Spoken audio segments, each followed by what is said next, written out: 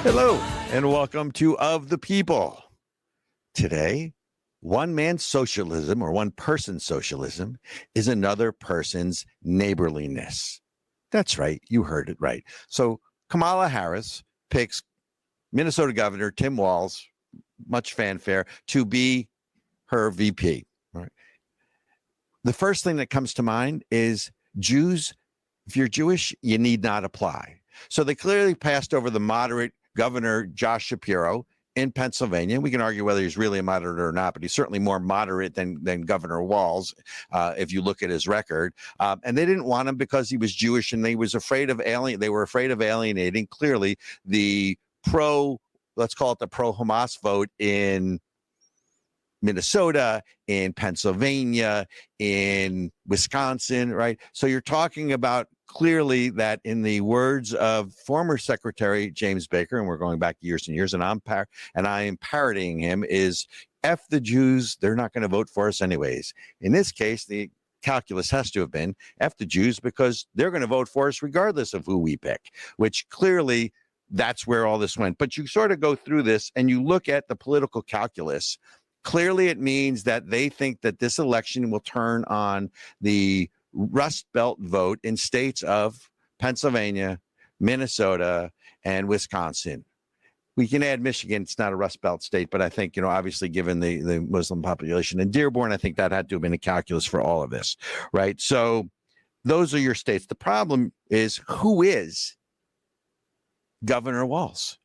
I mean, he's a two-term governor sitting. He's a former congressman. He served in the military, and he's a teacher. And they're going to portray him as this moderate guy. But the truth is, if you look at his record, he is far more progressive and far more extreme than Kamala Harris, if you can believe that. That's a big statement to make. But if you look at his record and you go down this, let's remember during COVID, this was the guy who prevented people from going to their houses of worship to pray to God, but he allowed you to shop in the Mall of America. This is the guy through executive order who passed the snitch law or the snitch ordinance that wanted you to rat out your fellow Minnesotans or Minneapolisans or whatever you want to call them for leaving their house when there was I forget what they call it, but you had to stay in your home. And let's not forget that this is the guy who fanned the flames of the George Floyd Black Lives Matter protesters in 2020 when Minneapolis was burning and he refused to call out the National Guard. He's pro-illegal immigrant. The list goes on and on here. They're going to paint him as a moderate. People look at his record. Let's look at those three areas. We're looking at the economy. You're going to look at illegal immigration, right? And you're going to look at his position on guns, even though he's a gun owner. Yeah, we'll see how far that gets you. So that's Tim Walz. But here's what I want you to really see. So Tim Walz, in his own words, because you know how I hate to put words in people's mouths, was at the White Dudes for Harris fundraiser.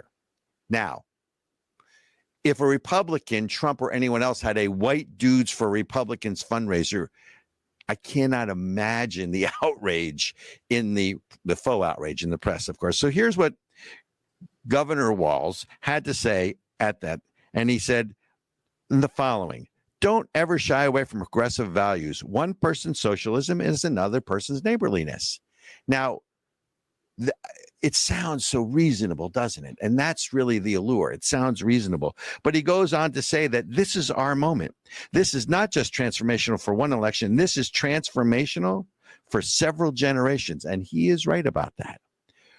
The real reason rural America hurts is because the robber barons like these guys have come in, and these are the guys that make money, take money out of public schools for private schools to give vouchers to people already going to private schools. They undermine the basic social safety net that makes this country great. So you're going right after race wars, back to race wars, and you're going to class warfare. You're going right back to the fact of government-run schools and how dare you want your children to actually have an education to lift them up. So this is the guy that they've nominated to be her running mate. And let's remember that Kamala Harris not only has never won a primary, right? She's now been anointed by the Democratic Party here. So And Ericka, do me a favor, pull up the picture because this really sums it up. Let's not forget that this is Governor Walz with someone else from the state of Minnesota, Representative Ilhan Omar. So you want to know what you're getting, ladies and gentlemen, in the VP pick? I know a VP pick should do no harm, but they're going for it. They didn't pick a moderate. This is who they picked. So that's the monologue, but more to follow for sure. Ladies and gentlemen, Ericka, come back in the show. I want to introduce to you Kash Patel, who has a laundry list. As long he was National Security Council, worked, DNI. You were chief of staff for Secretary of Defense, and we have Matthew Taylor, award-winning director, producer, produced Government Gangsters, Clinton Cash. Guys, thank you for the show. Your timing is great because you wanted an example of the deep state, the whole selection process. Nancy Pelosi, welcome to the show of the people. Thank you for having us. Thanks so much. Absolutely. I want to dive right into this. Is Nancy Pelosi part of the deep state? She must be, right? I mean, I know you named names in the book, but let's go for it. Take it away, Matthew. I mean, wait. You're not punting to him, are you? Oh yeah, on this one I am. Yeah, it's the apex predator of the Democratic Party. I mean, yeah, Pelosi, is one of the greatest politicians of American history, and how she's able to maneuver and manipulate and become a multi-millionaire, and that's a small number. It's much larger than you can imagine. And so she is a very, very skilled political animal. She gets what she wants. She's positioned things all over the government. So yeah, I would say that when it comes to the government gangster, she's a high up Don. She may not be the top, but there are times where she's been the top. I mean, look at her ability to become speaker so many times. You have to admit it's very impressive. And as a political opponent, I respect her cunning and capabilities. No, you're absolutely right. Look, government gangsters aren't people who are unsuccessful. It's dismissive to label them as such because we disagree with their politics. That's separate and apart from the reason I dislike Nancy Pelosi. I dislike her because she represents everything that's bad with Washington, D.C., whether she's in leadership or anointing the next leadership or eviscerating the Democratic process for the Democratic Party and throwing out 14 million votes and anointing Kamala Harris to be the president. She is always right there, no degrees of separation from what is going on in the powerhouse of Washington. And what is she, like 80 something? And they're making fun of us for having octogenarians, but she will not go away. I mean, she's not Speaker of the House anymore, and she might be more powerful now than she ever has been. She just remade the political presidential landscape with the sitting president of the United States, sidelined him and handpicked his successor. I mean, literally. And you got to be kidding me if you don't think she didn't pick the vice president of the United States. And that's what embodies government gangster. Didn't they make changes to the 25th Amendment right before she was leaving her post? I remember there was some very little coverage of some changes. You can't change an amendment like that. It wasn't like a change to the Constitution, but there was some change to the implementation. And Nancy was behind it. I don't know. I'm going to have to look into it. You're probably talking about the application of the wording, and they look. That's one of the things, and you guys, I'd love both of you, either Kash or Matthew, to weigh in on this, because what they do is they take the words that are already there and they reapply them. Let's look at the case against Trump in New York. Right? They took a federal law, right? That had been, I believe, and Kash, you're an attorney. Correct me if I'm wrong. The federal law had expired. And the federal and the DOJ didn't feel it rose to that level anyways, but they took the law, they added something, I forget what they added to it in terms of the charges, and then they sort of reopened it in New York on a state level on a felony basis, right? I mean, isn't that what they're doing? I mean, look, the weapon of choice for these government gangsters is a two-tier system of justice. And that is what the deep state is all about. Whether it's federal court, state court, civil court, criminal court, you don't have to be like me, a former national security prosecutor, federal public defender. I went up there, I sat with the president during his trial, and I watched this mockery of justice. And I looked to the right and left of me, and no one in that courtroom, if they were willing to tell the truth, would say that was a serious practice of the judicial law of the Constitution. But everyone in that courtroom knew Donald Trump was getting convicted. The second he walked in there, they didn't care about the law. They also don't care about the appeal. They got what they wanted. Donald Trump sidelined from the campaign by making up fictitious legal charges. And that's not me saying it. That's Democratic constitutional scholars saying it. And so what they did was they took out his ability to campaign, took out his ability to fundraise, and then labeled him falsely and unconstitutionally a convicted felon, which they will trumpet around like Kamala Harris and her vice president candidate are doing right now, that they're up against, quote unquote, a criminal. It's the label they wanted. And unless everyday America wakes up and stops antagonizing just the Harris and the VP pick, that's not what we can do alone to win. We've got to make sure that Trump's message is out there because it's far superior. Mm. So who is there a head of the snake? That's always the question. I think most people in America are reasonable. I meant the other snake.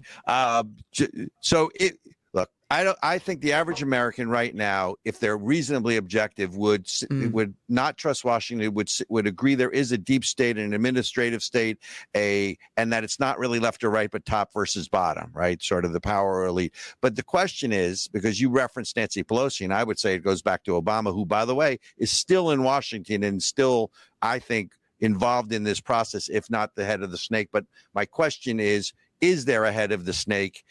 And how do you, because the people aren't going to rise up unless, of course, we're Venezuela. We become Venezuela. I mean, in my opinion, and I think like Kash states it exceptionally in his book, Government Gangsters, it is like Medusa or Hydra. But I think you can also kind of separate a little bit. There's the party and then there's the deep state as well. And the deep state can actually encompasses both parties because a lot of these people have been bouncing around between Democrats and Republicans. I think if you're talking just about the Democratic Party, I think Barack Obama still has an extreme stranglehold on the party. OFA took over the DNC, I think back in 2012 and rolled it in together. He still controls all the donors. He still controls all the money. He still controls basically everything. So I think if you're looking at the party, Obama still has a massive, massive amount of control. If you're looking at the deep state, that's all kind of rolled into that, but it covers everybody on all sides, because again, a lot of these people were appointed by Bush. A lot of them were appointed by Obama, and of course, Kash had been in government for 13 years. He's seen all these people come through the system, and they're supposed to just do their job, but there's no accountability except to themselves. And, and it skews a lot of it, I think, to the left, especially when your opponent is someone like Donald Trump, who, look, I think it's really important to understand that most presidents come into office being like, oh, these tools are great. This FBI and the CIA, I can get things done with them. He came in from day one saying, nah, we're going to drain the swamp. So he was counter to all these previous presidents and how they wanted to use these tools, going all the way back to Lyndon B. Johnson, to Kennedy. They all got along with these tools, and at some point, sometimes these tools turned against them. With Nixon and some of these other folks. But he, from day one, Donald Trump said, "No, I'm not going to use these tools. I don't need these tools. I'm going to run a very different set of ideas," and that was a threat from day one. And so they had to do what they had to do, and they did it. And guess what? I think they lost in a number of these things thanks to people like Kash Patel, who fought the deep state and exposed a lot of these things. You make a good point, Matthew. So, Kash, here's my question on the inside. See, I trace a lot of this, and I grew up in a very political family. I trace a lot of this to sort of let's call it the Arkansas effect, right? Because if I look back, to me, it didn't start with Obama. It started with the Clintons. Now, I'm not blaming the Clintons. I mean, it was happening right in front of us, and we did nothing about it. And we ceded ground not only in government, but in media, in entertainment, in education. I think it's a multifaceted thing. But what's the most egregious example of just outrageous thing from your 13 years in government? You don't have to name names, but just some of the things that you saw that just made you come to this realization. Well, the good thing for your viewers is Matthew put it on screen. So just watch the film and then you don't have to listen to me anymore. But if you still want to listen to me blather on, I will disagree with you slightly when I agree that the Clintons and the Arkansas clan is part of the deep state, but I think the deep state started when Ike Eisenhower called out the defense industrial complex in the 50s. And he said, if we don't control this animal, it is going to usurp the powers of government.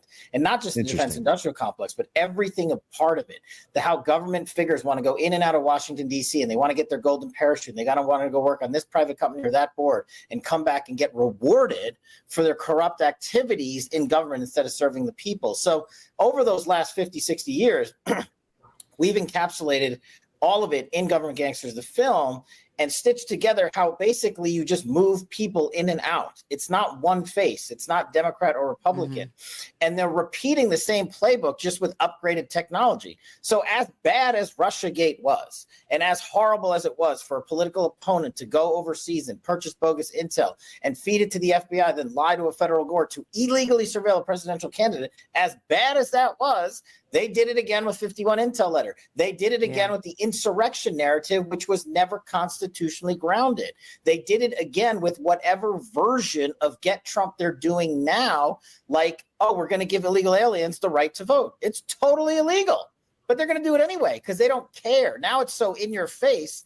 At least with Russiagate, they hit it. They said everything's classified. You can't see anything. You guys aren't smart enough to look at this information. Only the criminals in government can do it. And now they're just like, whatever, here it is. You guys are so feeble. You guys can't get your act together that we're just going to mow the lawn with you and rig another presidential election. And that's the wake-up call for everyday Americans. I'm not saying we get over it, but I'm just saying we can command a better audience.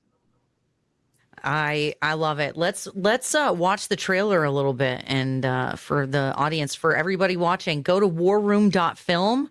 warroom.film. You can rent it, you can buy it. It's excellent. I was fortunate enough to see the premiere here in Austin, Texas a few weeks ago, and so I was super excited to share this with you guys. Government gangsters are the group of individuals, career bureaucrats, who have been installed by what we call the deep state into every agency and department in the United States government. Had Donald Trump not won in 2016, he would not have exposed the flank of the deep state and their weapon of choice, the two-tier system of justice. From Russiagate to Hunter Biden's laptop, to Joe Biden's classified documents case, to January 6th, to the 51 Intel letter and everything in between. We would never have learned that. These people are dangerous and vindictive, learning from their mistakes and perfecting ways to hide their corruption. It is finally time for a straightforward assessment of the state of our nation.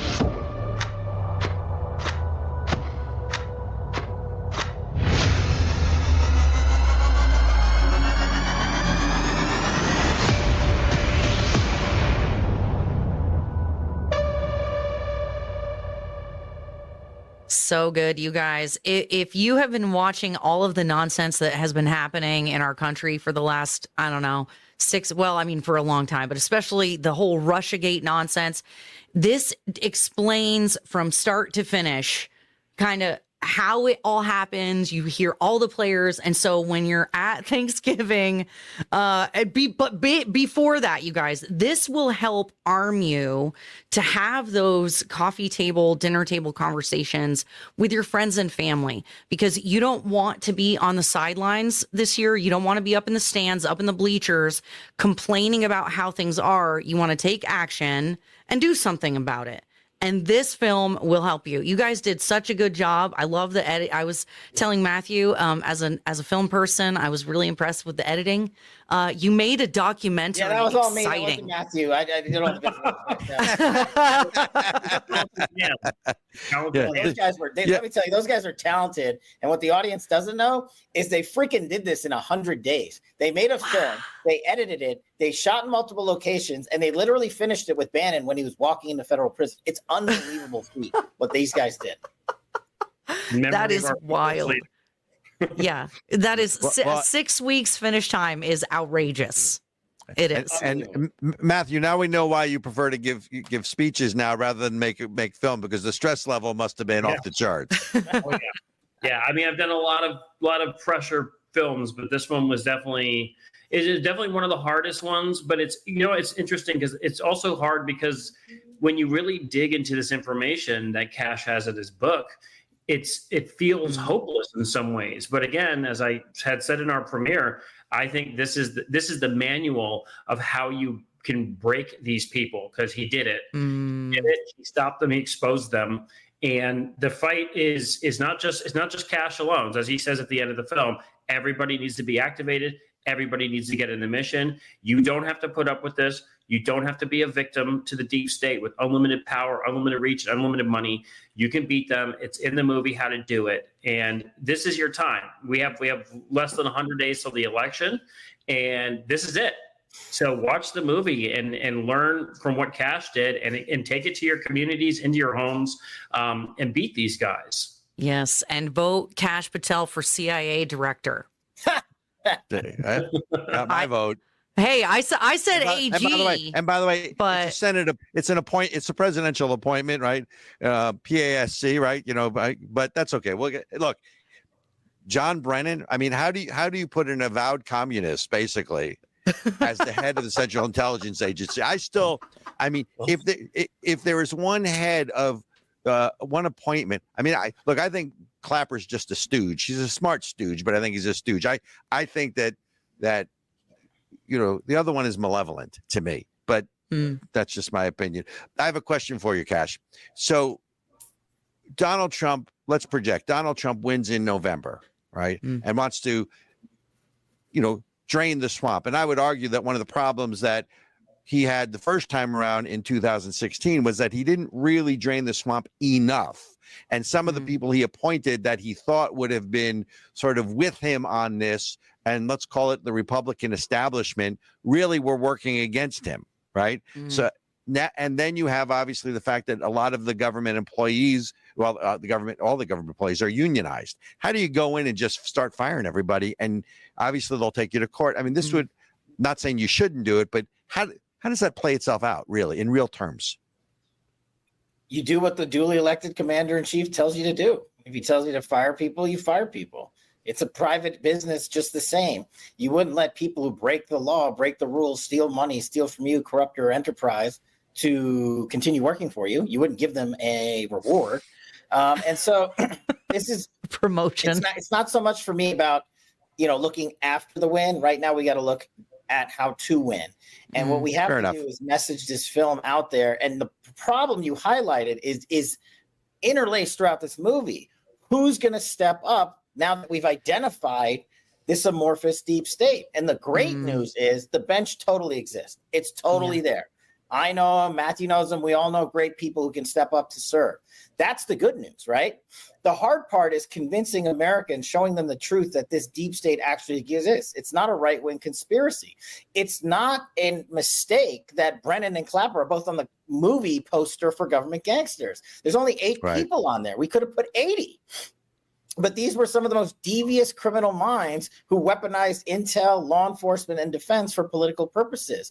And like you said earlier, you would think, oh, in America, that can't happen. And that was part of the tussle in the first Trump administration. You can't blame a business guy for coming in who's never been in politics to say, well, I should be able to trust my CIA guy, my attorney general, my FBI director.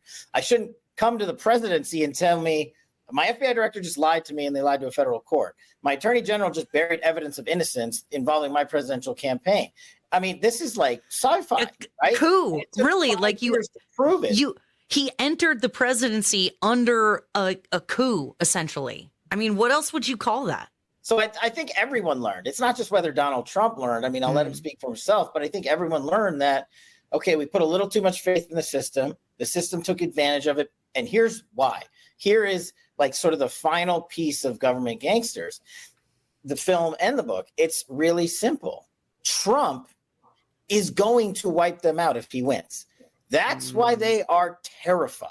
Not just Democrats, but Rhino Republicans like Paul Ryan, like Bill Barr, like Gina Haspel, like Rod Rosenstein, like James Comey, like Andy McCabe and Peter Strzok and the Lovebirds, who just got millions of dollars from. Oh my God, their settlements! So bad. Which, by the way, that also explains why they just tried to take him out, right? I mean, let's be honest about it, right? So anyone who thinks that things together. And what government needs is accountability inwards. And that's what Donald Trump brought to DC.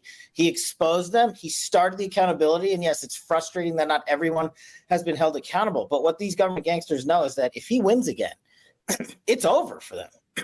Their 60-year run is over, and they are freaking out.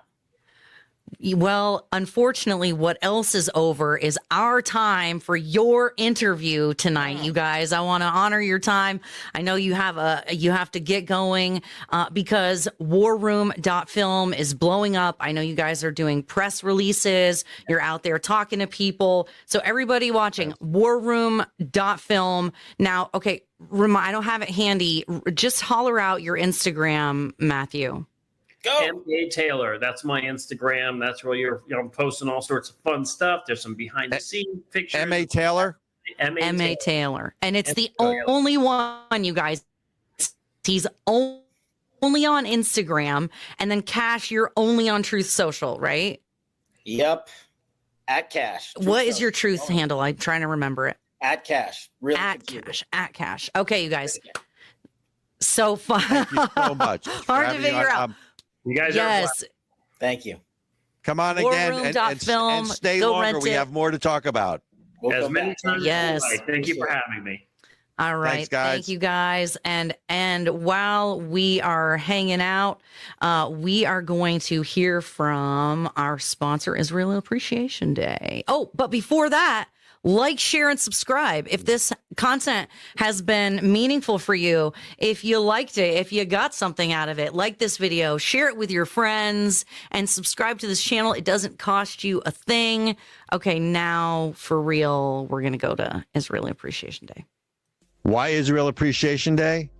Because no one is telling the Israel story about why Israel's existence is so important, not just as a Jewish state and not just as an ally of the United States, but for all the positive achievements Israel has contributed to the world in science, technology, medicine, human rights, religious freedoms, rule of law, democracy, and so on.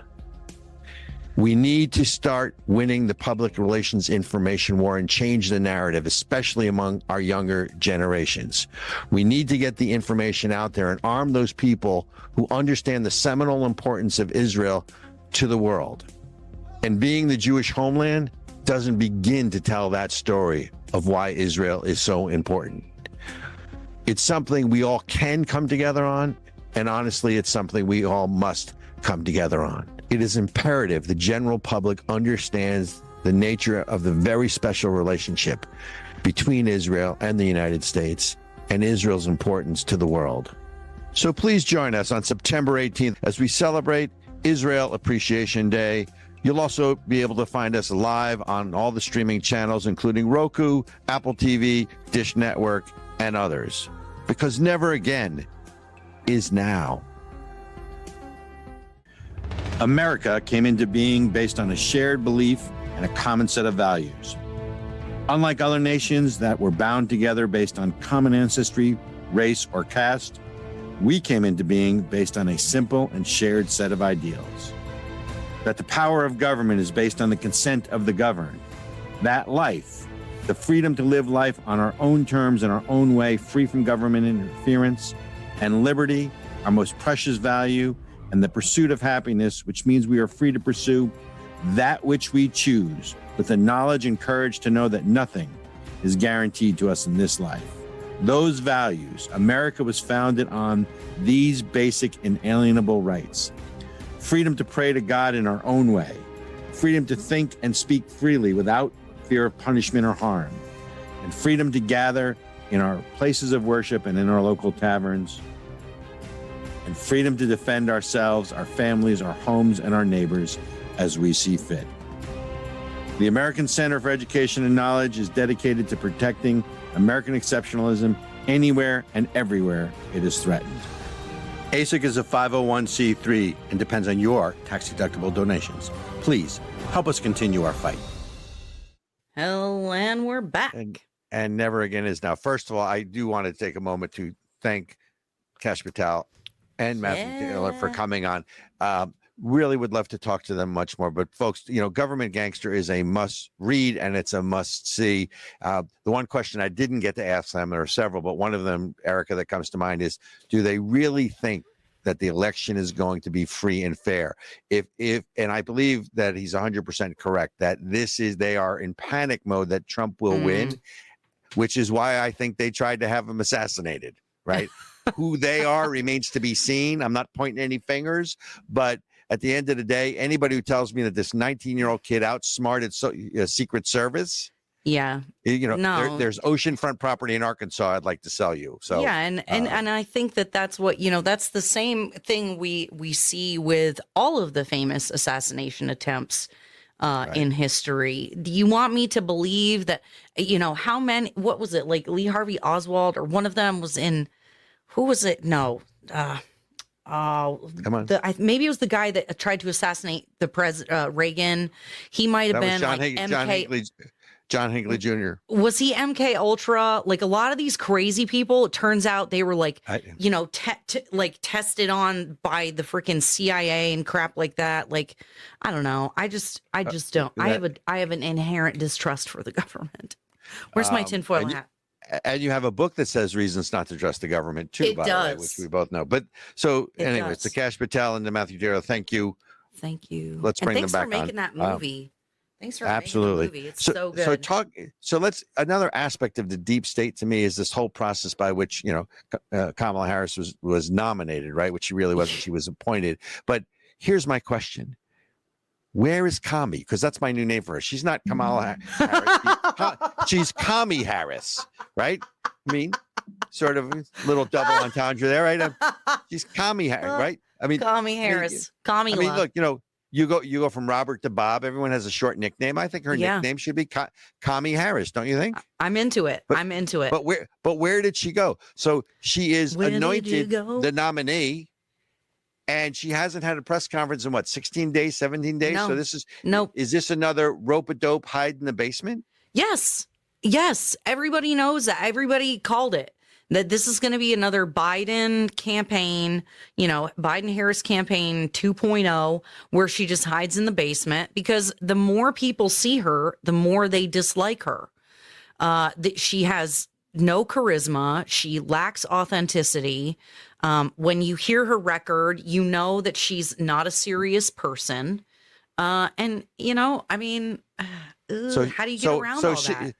So she is a female Joe Biden, right? She would be a titular head as president, and the deep state behind the scenes would be running things as usual. I hadn't linked it to the military-industrial complex that Kash, brings up in Government Gangsters, and he's right. I mean that Eisenhower did warn about it. Reagan warned about it. I guess my real question is, if you believe as I do that the 2020 elections were, let's just call them irregular, for lack of a better term. I don't want to get a community strike, because I leave that to you to give us community strikes. If they went for it in 2020 and were successful, and the stakes are even higher now, what makes anybody believe that they're not going to absolutely go for it and leave no stone unturned this time around? Which, by the way, you were the one who told me about what's going on with blue mailboxes, aren't you? Oh, are we going to play it? Are we going to talk about it? Well, first let's talk about it so people understand it, and then we're going to play it. Yeah. So I saw that. So this news story, a local Boulder, Denver area story came up in my news feed, and it's people are breaking into those blue mailboxes. The blue, like, post office boxes. You mean the blue mailboxes that are supposed to be secure? And when you give a letter to the U.S. Postal Service, it's a federal crime to steal. It's a federal crime.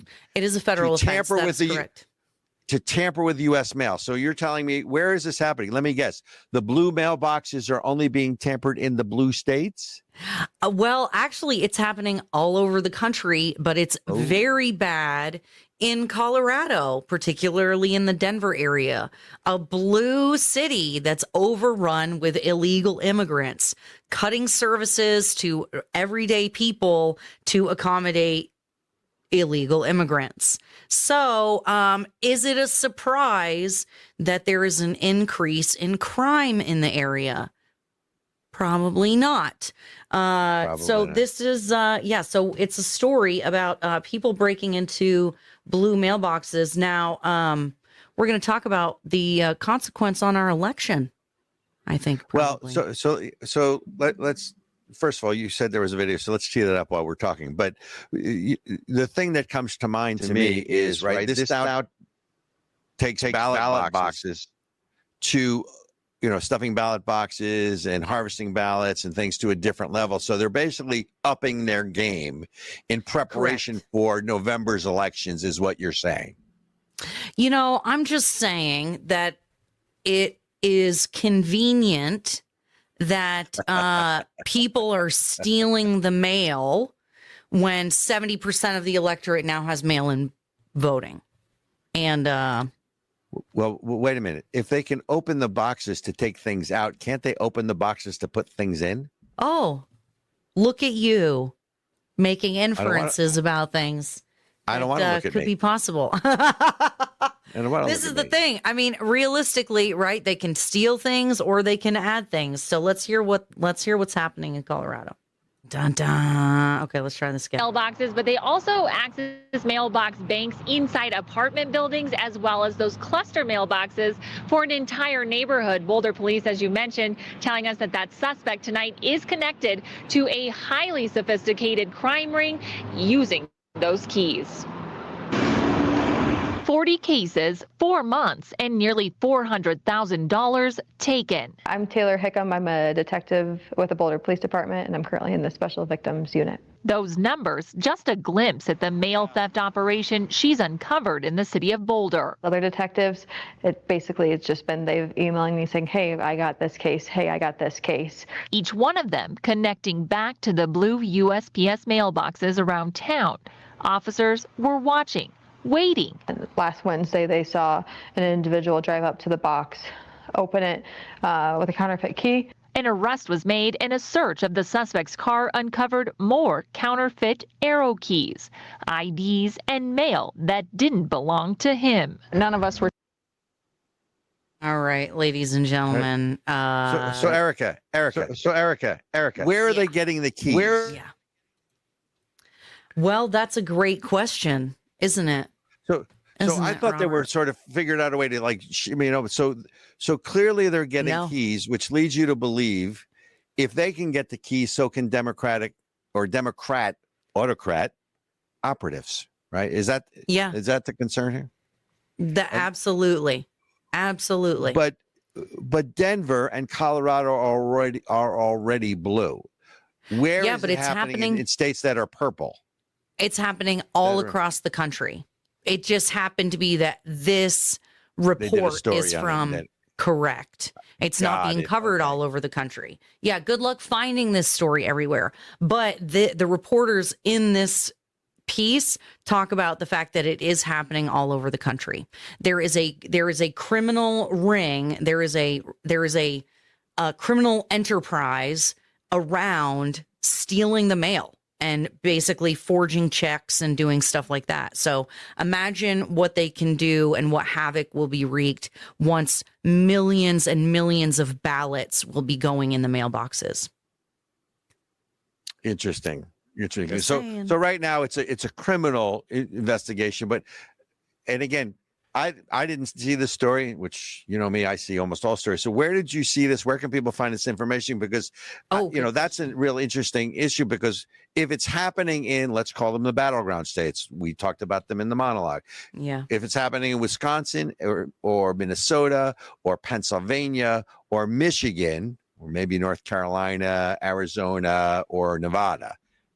So where can people check all that? Because I'd like to be one of them to check that. Yeah, I just added a link in the comments. So check the comments below. You can go watch the rest of the video. Anybody can go watch it. It's pretty crazy. Perfect. So I want to come back to this whole Kamala Harris thing, or Kami Harris, as we like to call her.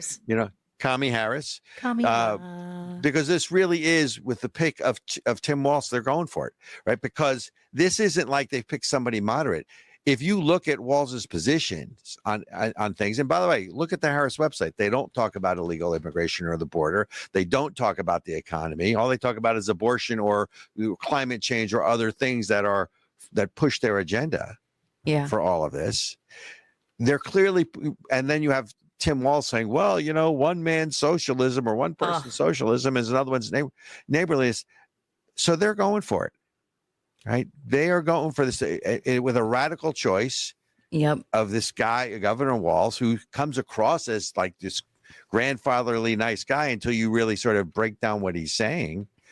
Well, and they're using identity politics to describe him too. They're not talking about his views and what he believes on things. They're talking about he's a veteran and a coach He's a Lutheran and he's a a Lutheran dad. And whoa, really?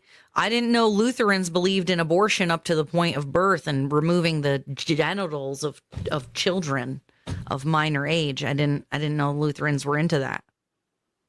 So you know Or what is I he think it is? Lutheran like Joe Biden's a Catholic? Well, I'm saying, you're asking the Jewish guy to give you information about Catholicism or being Lutheran. I don't think I'm in a position to make that analysis, I right? think you could. I think you have my permission. I think I would get into a lot of trouble, and I'm in enough trouble most of the time already. So I think we're going to pass on that. All right. But- all right. Here's my theory on where have you gone, Kamala Harris, right? Mhm. I don't think she's in the basement, right? I think she was in the basement when she was in San Francisco, right? That's a whole, during those years. That was a bump, but we'll just go right over that one. That's okay. I think she is MIA in terms of the media. Another thing we didn't talk to Kash Patel about, because I think the media are carrying the water of the deep state. That's a whole different conversation. I think that Kamala Harris is taking lessons at the knees of Barack Obama to learn how to message properly. And until then, she's not going to do a damn interview, and she's not going to give a press conference. What do you think? Was that another bump moment? Or was that No, or was that an unconscious double entendre? that was an unconscious double entendre. I did think. Yeah, you know what's funny? When I was listening to the likes of Josh Shapiro and these rallies that she's doing, it does sound like somebody's telling her how to change her cadence and how to I don't know how to sound like she's got more chutzpah than she does. I don't know. It's not really working for me. She is an incredibly flawed candidate, and I think that if She's so weird. I think if the debate with Biden really did Biden in, I think when the American public hears her live, unfiltered, without Adderall, that it's going to be hard for most people to vote for Oh my her. God. Do you remember? So Here's the thing. Most people don't remember the vice presidential debate. I do. I watched it because I'm a nerd. Mike Pence mopped the floor with Kamala Harris. She was like, I'm speaking. Excuse me, I'm speaking. She sounded like what is it? A childless and angry childless cat lady? No. What was it JD Vance got in trouble for saying? Something about angry childless cat ladies or something like that. Yes, that's what she sounded like. So if Lord Benjamin can find this, I actually think what was really more devastating than that was in the vice presidential debate. She was the takedown that Tulsi Gabbard did of her. So if you can find, and I believe that was in the presidential. Yes, it was the Democrat debates. primary for The Democratic primary. 2020? I believe it was 2020. Yeah, 2020. And maybe he can find it, because Tulsi Gabbard's takedown of Kamala Harris was the most brutal takedown of a politician I've seen in a long time, and it was done with class, Mop because the she's floor. she's a classy lady. Yeah. But just but here's the thing: Donald Trump, and hopefully Lord Benjamin, you can find that clip. But Donald Trump takes questions from everyone. He goes on, ABC with Stephanopoulos. He allows CNN to host the debate, right? And that's the other thing. So now, right? Well, Yeah. Trump's canceled the debate because he's scared of Kamala Harris. That is No, he's such not. No, he's not. He didn't cancel But- it. Right. Why are But they wait a saying minute. he canceled? Kamala Harris agreed to do a vice presidential debate on Fox News with J.D. Vance. And now she will not agree to a presidential debate on Fox with Donald Trump because Fox is biased. Dude, if I was Donald Trump, I'd be like, whatever. We'll have it wherever. You want to do it on NPR? I don't care.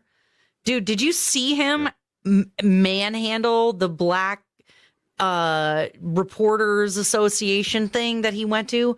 They were so nasty to him, and he was like, wow, you're nasty. And he just handled it. Look, you cannot like Donald Trump, and you cannot like the way he talks. You cannot like his character. There's 1,000 things that you can criticize him for, but he is willing to step into the fire. He was willing to agree to whatever Biden wanted for the first debate.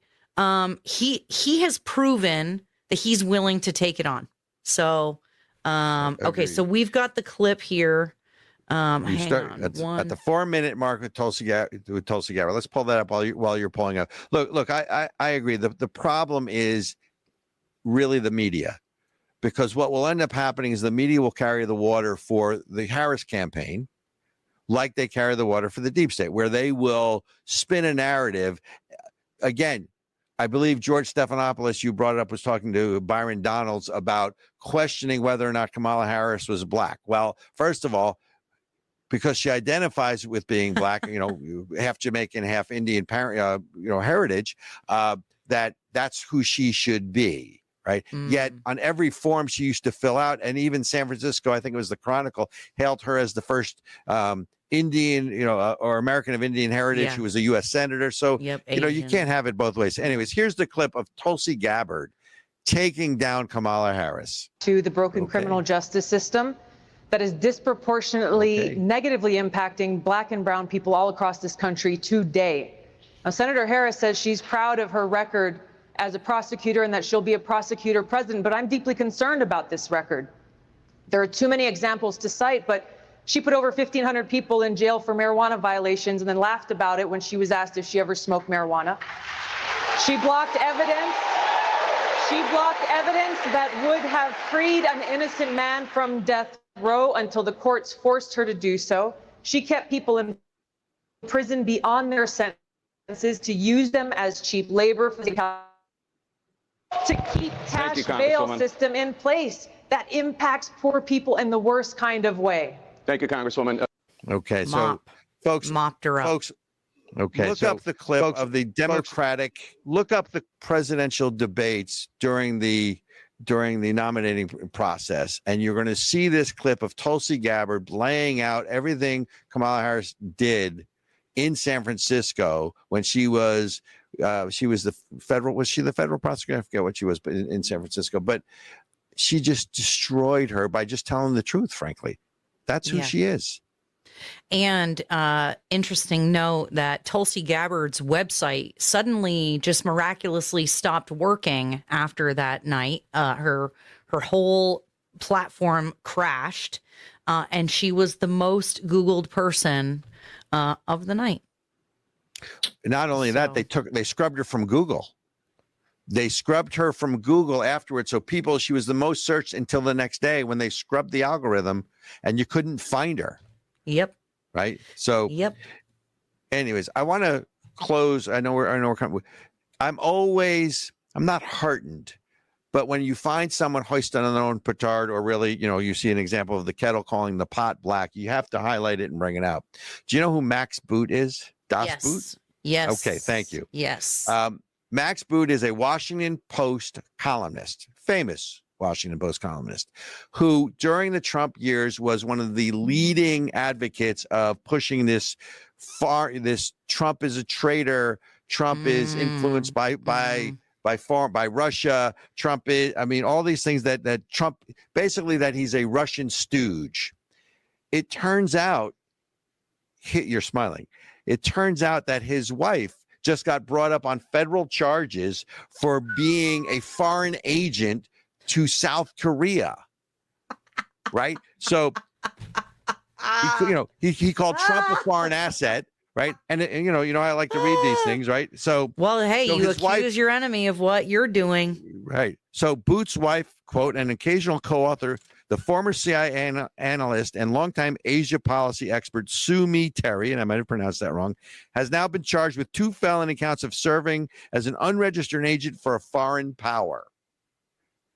Right? And you sit there, Wow. and that's why there is no, it comes back to Kash Patel and Matthew Taylor. It's all about the deep state, but the tentacles of the deep state aren't just inside government, and I think that's what right. people need to understand. That's right. That's right. Now, so we're going to take a quick break, you guys. We are going to hear from one of our sponsors, and when we come back, I think we're going to have a little Where's the Outrage to close us out. Socialism.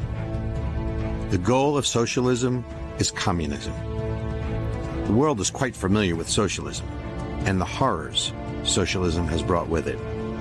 It wasn't that long ago. Actually, it's still with us. Socialism creeps into government slowly until it's too late. Socialism, the big lie. Yes, it could happen anywhere. This educational video was brought to you by the American Center for Education and Knowledge and paid for by people like you who care about the future of our democracy. Please help us continue our work educating the American public and consider supporting ASIC by making a tax-deductible donation at asicfund.org. WTO. Where's the outrage? Where's the outrage? The outrage over where's the outrage? Where's the outrage? Where's the outrage? Where's the outrage? Where's the outrage? Where's the outrage? But where's the outrage? Where do we go from here? And folks, where's the outrage? I love that video. Look, where is the outrage? Oh, Barack Obama still runs the Democratic Party. And by the way, when Kash Patel and Matthew Taylor were talking about OFA, they were talking about Obama for America, that metastasized inside the Democratic Party. Where is the outrage? There are foreign heads of state come, they visit Obama. The press doesn't report on it, but Obama is the one running all of this. You guys, you have to go to warroom.film and watch it. It is so enlightening and terrifying all at the same time. It is crazy. Yeah. So let's put up that link again for them. Yes. Just so they see. But it just yes, it's in the description and it's in the comments too, you guys. Anybody watching. And really, the where's the outrage to me still comes back to this election cycle. You have Kamala Harris, who has not won a single primary, right? That not a single vote cast for her. Not a single vote cast for her, right? She, and clearly was one of the most disliked vice presidents. Look at the turnover in her staff. I mean, the remaking of Kamala Harris is nothing short of Aesop's fables, right? Which is yes. Her former chief of staff came out and was like, she sucks to work for. She's terrible. I don't want to work for a woman again. Yeah, well. Like, come on. You must make her a closet misogynist. But no, look, this is serious. We just played a socialism video because that's really what this is. Yeah. You know, they're trying to sort of anesthetize the public to say, oh, well, you know, socialism it's just like neighborliness. Ladies and gentlemen, name one country where socialism has worked. Name one country where socialism has bettered the lot of the average citizen, whether it's your quality of life or your ability to afford groceries. Look at Venezuela, right? We talked about it last show. Venezuela was one of, if not the leading economy in South America. And along comes a failed actor named Hugo Chavez, right? You didn't know that? Bro, What? I know. That's what I'm saying. Like, it's crazy. I was looking to see if I could quickly pull up the clip of Waltz from the White Men for Harris meeting. Dude, I'm sorry. It's so gross. It's We'll so pull it gross. up but here's my point is that elections have consequences and they are so brazen's even the wrong word. They don't care anymore. To pick Tim Walz, basically they have put aside any what's the word? They've put aside, any pretense of being moderate at this point, because even though they're going to try to paint him as a moderate, and the newspapers are going to go along for the ride and they're going to carry the water of that. If you look at his record, he's anything but moderate. Oh, go for it. This is an wonderful. absolute radical. Absolute radical. Okay, check this out, folks. Benjamin, I need you to mute whatever needs to be muted because I clearly don't get it right. So another person's neighborliness. So, he talks about this wall.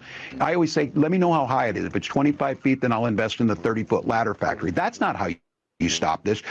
we could go on and on and on, but that's you guys. I mean, they are saying the quiet part out loud. One person, don't be afraid to come out with your progressive stuff. Socialism is just neighborliness. Like, bro, right. No, it's not, because socialism, what kind of good neighbor steals your stuff? Come on.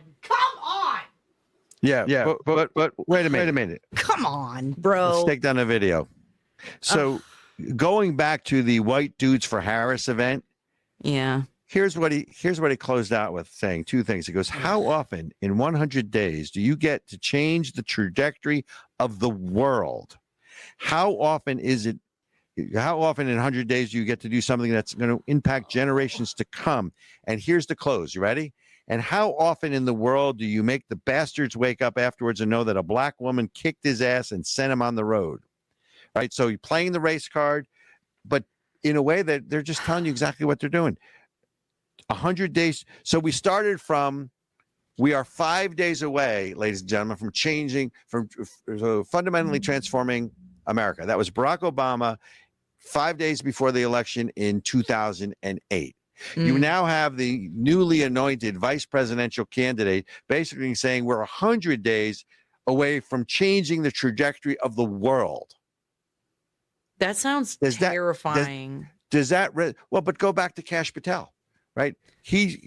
What he says is correct, which is people have to engage. And that's why watch the movie, but watch it or not, you have to engage.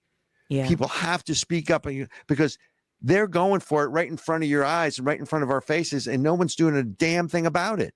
Yeah. That's the problem. There's a lot of people who will say, oh, I stay out of politics. Oh, I don't want to get involved in that. Oh, it just, whatever. Well, politics does not mind getting involved in your life. It doesn't mind messing with your stuff. I don't know why you think that you don't have to be diligent and fight back against that. I got to tell you, I was feeling a little seditious today. That's why I got my AR shirt on. I got my 9/11 earrings on. I got my tinfoil hat ready, because you guys, the government does not care about you, and so you need to care about them. This comes down to what's really at stake is American exceptionalism. That's right. Is your way of life. So I think let's tee that one up too. It's a fitting ending to what we talked about today, what's at risk at this election, and why people get up, stand up, shout, participate, and get involved in a process. There's a path forward, but every silent majority can't be silent anymore, or you won't be the majority. And we'll see you next week. Ladies and gentlemen, like, share, and subscribe. Go to warroom.film and fight for American exceptionalism. America came into being based on a shared belief and a common set of values. Unlike other nations that were bound together based on common ancestry, race, or caste, we came into being based on a simple and shared set of ideals. That the power of government is based on the consent of the governed. That life, the freedom to live life on our own terms in our own way, free from government interference, and liberty, our most precious value, and the pursuit of happiness, which means we are free to pursue that which we choose with the knowledge and courage to know that nothing is guaranteed to us in this life. Those values, America was founded on these basic inalienable rights. Freedom to pray to God in our own way. Freedom to think and speak freely without fear of punishment or harm. And freedom to gather in our places of worship and in our local taverns, and freedom to defend ourselves, our families, our homes, and our neighbors as we see fit. The American Center for Education and Knowledge is dedicated to protecting American exceptionalism anywhere and everywhere it is threatened. ASIC is a 501c3 and depends on your tax-deductible donations. Please help us continue our fight.